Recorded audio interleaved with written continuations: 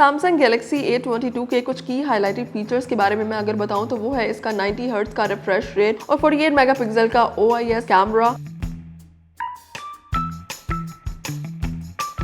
Samsung की A series से इस वक्त गैलेक्सी A22 हमारे पास मौजूद है और सबसे पहले इसके डिस्प्ले को डिस्कस कर लेते हैं। तो फोन के डिस्प्ले में हमें 6.4 इंचेस का इन्फिनिटी U AMOLED डिस्प्ले देखने को मिलता है, जो कि हमें प्रोवाइड करता है 90 हर्ट्ज का रिफ्रेश रेट। अगर हम इसकी रेजोल्यूशन को चेक करें तो इस फोन के डिस्प्ले में हमें 720 पिक्सल की रेजोल्यूशन देखने को मिलती है। ऊपर की तरफ हमें इसका फ्रंट सेल्फी कैमरा देखने को मिलता है और अगर हम ओवरऑल लुक चेक करें डिस्प्ले की तो इसके जो एजेस हैं वो हमें स्लाइटली राउंड मिलते हैं।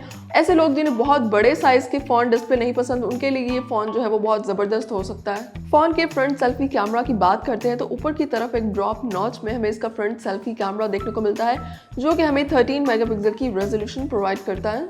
गैलेक्सी A22 के बैक डिजाइन, पैनल और कलर को चेक कर लेते हैं तो फोन की बैक साइड पर हमें काफी मिनिमल डिजाइन और लुक देखने को मिलती है। कलर की बात करें तो इस वक्त ये ब्लैक कलर में फ़ोन हमारे पास मौजूद है। इसके अलावा मार्केट में 3 कलर ऑप्शंस में ये फ़ोन मौजूद है, ब्लैक, वायलेट और वाइट कलर में ये फ़ोन हमें मार्केट में मिल सकता है। इसके अलावा अगर हम इसके बैक डिज़ाइन को चेक करें तो यहाँ पर हमें ग्लॉसी फिनिश प्रोवाइड की गई है और नीचे की तरफ हमें यहाँ पर सैमसंग की ब्रांडिंग देखने को मिलती है, जबकि ऊपर की तरफ जो हमें इसका कैमरा अलाइनमेंट है वो काफ़ी क्लियर नज़र आती है क्योंकि इसकी बाकी जो लुक है वो काफ़ी मिनिमल है। बैक कैमरा अलाइनमेंट की बात करते हैं तो राइट कॉर्नर की तरफ हमें स्क्वायर मॉड्यूल में इसके कैमरा अलाइनमेंट देखने को मिलती है।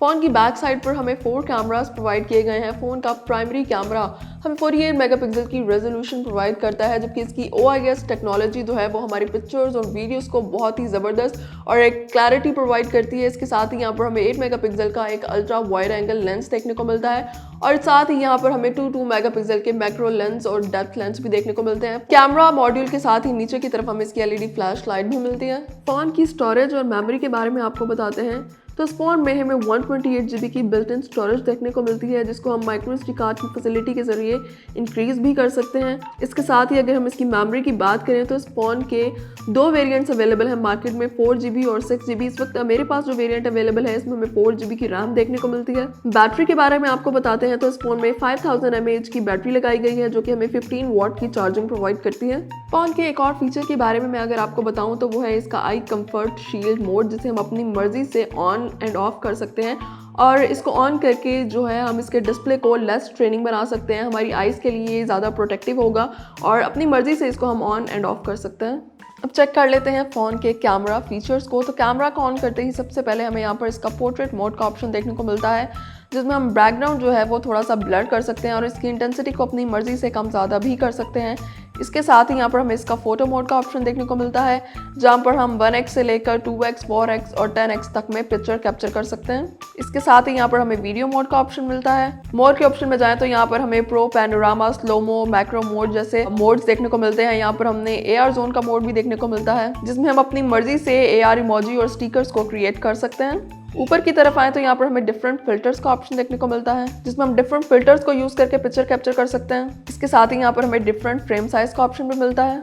इसके साथ ही यहाँ पर हमें टाइमर और फ्लैश लाइट ऑन और ऑफ का ऑप्शन मिलता है। सेटिंग में जाएं तो यहाँ पर हमें डिफरेंट कैमरा सेटिंग्स में जाएं तो यहाँ पर हमें डिफरेंट कैमरा सेटिंग्स के ऑप्शन मिलते हैं। अब फोन के फ्रंट और बैक कैमरा से कैप्चर की गई कुछ पिक्चर्स और वीडियोस आपको दिखाते हैं। ये फोन के अल्ट्रा वाइड एंगल लेंस से कैप्चर की गई पिक्चर है, जबकि ये 4x में कैप्चर की गई एक और पिक्चर है और आप इन दोनों पिक्चर्स का डिफरेंस चेक कर सकते हैं। दोनों पिक्चर्स की क्वालिटी सिमिलर है, HD क्वालिटी की ये पिक्चर्स हैं। कलर कैप्चरिंग भी बहुत ज़बरदस्त हमें नज़र आ रही है। ये फ़ोन से बनाया गया स्लोमो है। ये फ़ोन के मैक्रो मोड से कैप्चर की गई पिक्चर है। माइनर डिटेल्स को यहाँ पर बड़ी ज़बरदस्त तरीके से कैप्चर किया गया है और यहाँ पर मैं आपको ये फुल जूम के साथ दिखा रही हूँ और आप चेक करें यहाँ पर इसके पिक्सल जो हैं वो बिल्कुल ख़राब नहीं हो रहे। ये फ़ोन से बनाया गया पैनोरामा है।